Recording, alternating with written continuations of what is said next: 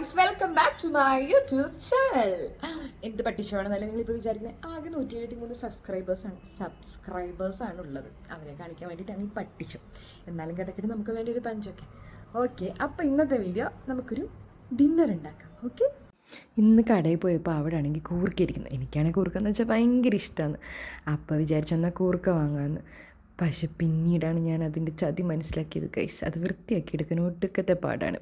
പിന്നെ നമ്മൾ പണ്ട് വീട്ടിൽ നിൽക്കുമ്പോൾ അമ്മ ഉണ്ടാക്കി തരുമ്പോൾ ഈ ബുദ്ധിമുട്ടൊന്നും അറിഞ്ഞില്ലല്ലോ. അപ്പം ഞാൻ അമ്മേനെ വിളിച്ച് ചോദിച്ചപ്പോൾ അമ്മ പറഞ്ഞു അത് കുറച്ച് നേരം വെള്ളത്തിലിട്ട് വെച്ചിട്ട് അതൊരു തുണിയിൽ ഇങ്ങനെ കെട്ടിയിട്ട് അടിച്ചടിച്ചൊക്കെ എടുക്കാൻ. അപ്പോൾ എന്തായാലും ചെയ്ത് നോക്കുക, എന്താകും നമുക്കറിയില്ല. കുക്കിംഗ് തുടങ്ങുന്നതിന് മുന്നേ ഒരു പഴയ സിനിമ അത് നിർബന്ധം.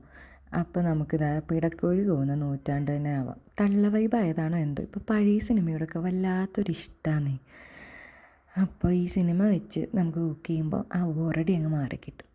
എന്താല്ലേ, ഇനി നമുക്ക് ഈ കൂർക്കെടുത്ത് വെള്ളത്തിലിടാം. വെള്ളത്തിലിട്ട് കുറച്ച് നേരം വെച്ച് കഴിഞ്ഞിട്ട് നമുക്ക് തുണിയിൽ കെട്ടിയിട്ട് എടുക്കുമ്പോഴത്തേക്ക് കുറച്ചും കൂടെ എളുപ്പമായിരിക്കും തൊലി കളയാനായിട്ട്. അപ്പോൾ അതാ കുറച്ച് പൈപ്പ് തുറന്ന് കുറച്ച് വെള്ളമൊക്കെ ഒഴിച്ച് നമുക്കതങ്ങോട്ട് മാറ്റി വയ്ക്കാം. അപ്പോൾ കുറച്ച് നേരം ഇത് ഇങ്ങനെ വെള്ളത്തിൽ കിടക്കട്ടെ. ആ സമയത്ത് നമുക്ക് ചോറ് വെക്കാനുള്ള പരിപാടി നോക്കാം. നാളെ ഉച്ചയ്ക്ക് ഓഫീസിൽ കൊണ്ടുപോകാനും കൂടെ വീട്ടിലാണ് കേട്ടോ ചോറ് വെക്കുന്നത്. അതുകൊണ്ട് നമുക്കിത് ഈ ഒരു ഗ്ലാസ്സിൽ അരി എടുക്കാം. അതാകുമ്പോൾ ഇന്ന് വൈകിട്ടും നാളെ ഉച്ചയ്ക്ക് നമുക്ക് കൊണ്ടുപോകാനുള്ളതാകും. പണി കുറഞ്ഞ് കിട്ടും. ഒരു ഗ്ലാസ് അരി എടുത്തിട്ട് കഴിഞ്ഞപ്പോഴാണ് ദൈവമേ ഇത് കൂടുതലാണോ എന്ന് എനിക്കൊരു സംശയം തോന്നിയത്. അപ്പോൾ പിന്നെ കുറച്ച് അരി എടുത്ത് തിരിച്ചിട്ടേക്കാം. വെറുതെ വേസ്റ്റാക്കുന്നേ. അവിടെ നമുക്ക് അരി കഴുകിയെടുക്കാം. കഴുകിയെടുത്തിട്ട് നേരെ കുക്കറെടുത്ത് വെച്ച് 2 വിസിലടിച്ചാൽ മതി കേട്ടോ. 2 വിസിലടിച്ച് കഴിയുമ്പോഴത്തേക്ക് ചോറ് സെറ്റ്. ഇതെനിക്ക് നേരത്തെ അറിയാൻ പാടില്ലായിരുന്നല്ലേ. ഞാനാണെങ്കിൽ ഇത് വെച്ചിട്ടൊരു 10-16 വിസിലടിപ്പിക്കുമായിരുന്നു. പിന്നെ ഞാൻ എൻ്റെ ഫ്രണ്ടിൻ്റെ അടുത്ത് പോയപ്പോൾ അവളാണ് പറഞ്ഞു തന്നത് 2 വിസിലടിച്ചിട്ട് അതിൻ്റെ പ്രഷർ പോകുന്ന വരെ അങ്ങനെ വെച്ചാൽ മതി പോലും. അപ്പോൾ ചോറ് സെറ്റായി കിട്ടുമെന്ന്. അപ്പോൾ ഇതറിയാത്തവരൊക്കെ ഇതൊന്ന് ട്രൈ ചെയ്ത് നോക്കുക കേട്ടോ. വെറുതെ 10-16 വിസിലടിച്ച് സമയം കളയണ്ടല്ലോ. ഒറ്റ കൈ വെച്ച് പൊക്കാൻ നോക്കിയിട്ട് അങ്ങോട്ട് പൊങ്ങണില്ലാന്നേ. എന്നിട്ട് നമ്മൾ കുക്കറെടുത്ത് സ്റ്റൗവിൽ വെച്ചിട്ടുണ്ട്. നല്ല ഉണക്ക മീൻ കിട്ടിയിട്ടുണ്ട് കേട്ടോ. അത് വെള്ളത്തിലിട്ട് വെച്ചിട്ടുണ്ട്. ഈ 3 കുശാല തന്നെ.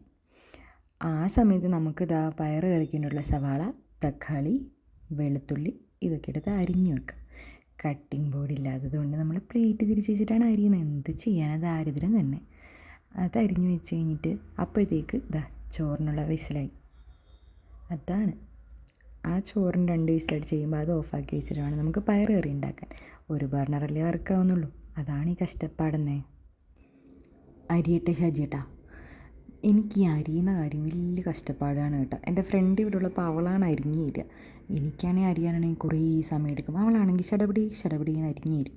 അവളില്ലാത്തപ്പോഴാണ് ഞാൻ ഈ അരിഞ്ഞ് കഷ്ടപ്പെടുന്നത്. എന്ത് ചെയ്യാനാ, നമ്മൾ ഒറ്റയ്ക്ക് ജീവിച്ച് പഠിക്കണമല്ലോ. അതുകൊണ്ട് ഇപ്പോൾ എന്താ, ഒറ്റയ്ക്ക് തന്നെയാണ് ജീവിതം. അവൾക്ക് വർക്ക് ഫ്രം ഹോം ആണ്. അപ്പോൾ അതുകൊണ്ട് അവൾ മന്ത്ലി ഒരു 1 or 2 വീക്ക് മാത്രമേ ഇവിടെ ഉണ്ടാവാറുള്ളൂ. ബാക്കി സമയങ്ങളൊക്കെ ഞാൻ ഒറ്റയ്ക്ക് തന്നെ ഏകാന്ത ജീവിതം നയിക്കുകയാണ്.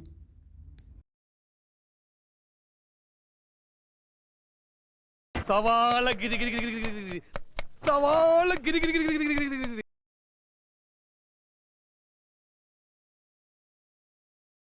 കരയണ്ട, കരഞ്ഞാ തോറ്റുന്ന. തോൽക്കാതിരിക്കാൻ വേണ്ടിയില്ലേ നീ പെടാപ്പാടൊക്കെ പെടണേ. കരച്ചിൽ വന്നാലും ചിരിച്ചു കാണിക്കണേ. ഇനിയും അങ്ങനെയൊക്കെ തന്നെ മതി. അതെ, നമ്മൾ കരയാൻ പാടില്ല. ഇനി നമുക്ക് കുറച്ച് വെളുത്തുള്ളി എടുക്കാമല്ലോ. പയർ നല്ല ഗ്യാസാണല്ലോ. നമ്മൾ എന്തിനാണ് വെറുതെ പരിസര മലിനീകരണം ചെയ്യുന്നത്? So for the safety of nation നമുക്ക് കുറച്ച് വെളുത്തുള്ളി എടുത്തേക്കാം. അപ്പോൾ അതെല്ലാം അരിഞ്ഞെടുത്തിട്ടുണ്ട് കേട്ടോ. എന്നിട്ട് നമുക്ക് ഈ വേസ്റ്റൊക്കെ കയ്യോടെ എടുത്ത് കളഞ്ഞേക്കാം. അല്ലെങ്കിൽ അത്ര വൃത്തികേടായിട്ട് അവിടെ തന്നെ കിടക്കുമെന്നേ. എന്നിട്ട് നമുക്ക് പയർ കറിക്ക് വേണ്ടിയിട്ടുള്ള പയറെടുക്കാം. ഞാൻ തന്നെയാണ് ഇതൊരു ആവേശത്തിൽ ഇതിനകത്തല്ലേ കയറ്റി വെച്ച്. ഇപ്പോൾ അതായത് എടുക്കാൻ പറ്റുന്നില്ല. അതുകൊണ്ട് നമുക്ക് അതിനകത്ത് തന്നെ അങ്ങ് എടുക്കാം. എങ്ങനെയുണ്ട് എൻ്റെ ബുദ്ധി? മതി, ധാരാളം മതി. പിന്നെ ഞാൻ വളരെ സിമ്പിളായിട്ടുള്ളൊരു പയർ കറിയാണ് കേട്ടോ ഉണ്ടാക്കാൻ പോകുന്നത്. ബാംഗ്ലൂർ സ്റ്റൈൽ പയർ കറി. അതിന് തേങ്ങയോ മറ്റൊന്നും വേണ്ട.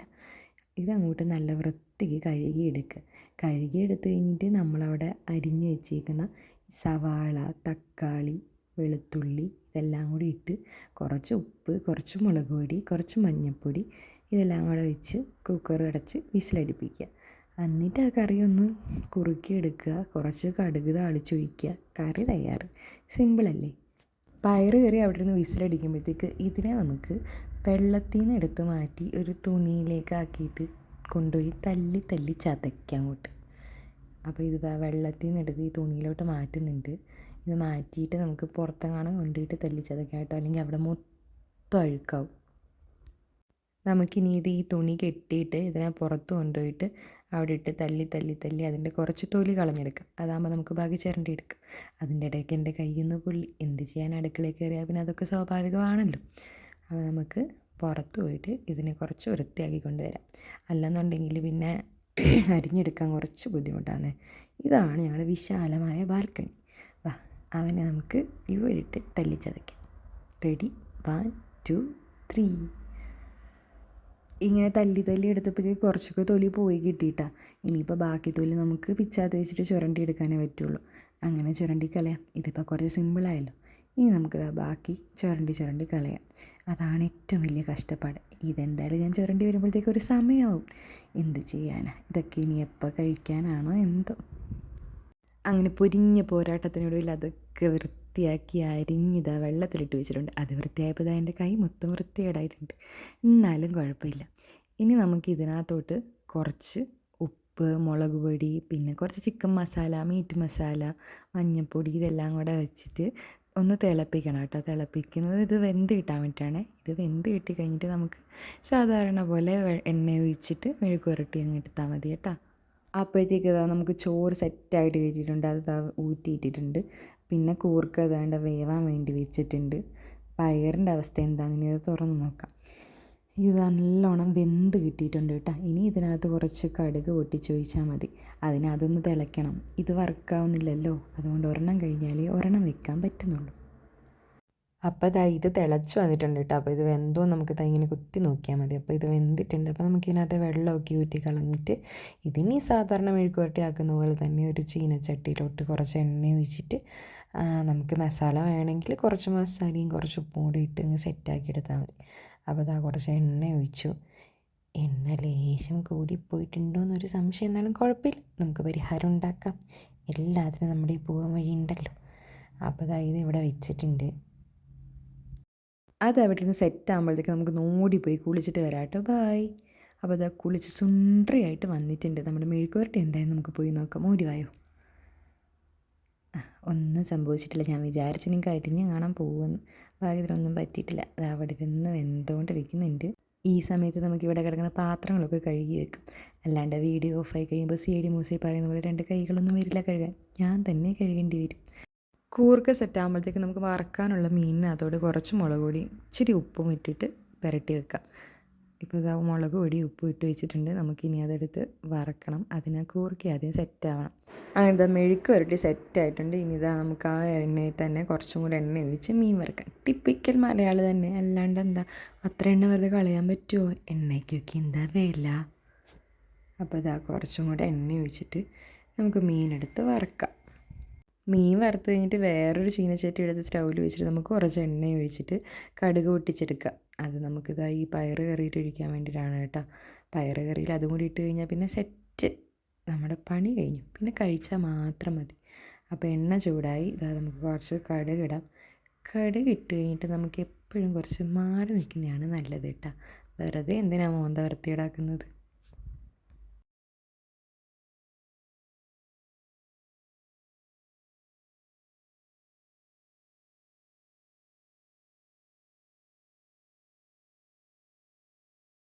അങ്ങനെ കടുക്, വറ്റൽമുളക്, സവാള ഇതെല്ലാം കൂടെ താളിച്ച് നമ്മൾ പയറ് കറിയിലോട്ട് ഒഴിച്ചേട്ടാ. അങ്ങനെ നമ്മുടെ കറിയും ചോറും എല്ലാം സെറ്റ്. ഇനി കഴിച്ചാൽ മാത്രം മതി. ഒരു സിനിമയൊക്കെ കണ്ട് നമുക്ക് ഫുഡൊക്കെ കഴിച്ച് അങ്ങനെ ഇരിക്കും. ഈ സിനിമ തുടങ്ങിയപ്പോൾ നമ്മൾ ഫുഡ് ഉണ്ടാക്കാൻ തുടങ്ങിയാണ് കേട്ടോ. അത് കഴിയാറായപ്പോഴത്തേക്ക് ഫുഡ് ഉണ്ടാക്കി കഴിഞ്ഞല്ലോ. അത് തന്നെ വലിയ കാര്യമാണ്. അപ്പോൾ ഡൺ. ഇനി അടുത്ത വീഡിയോയിൽ കാണാം. Tata bye bye, see U.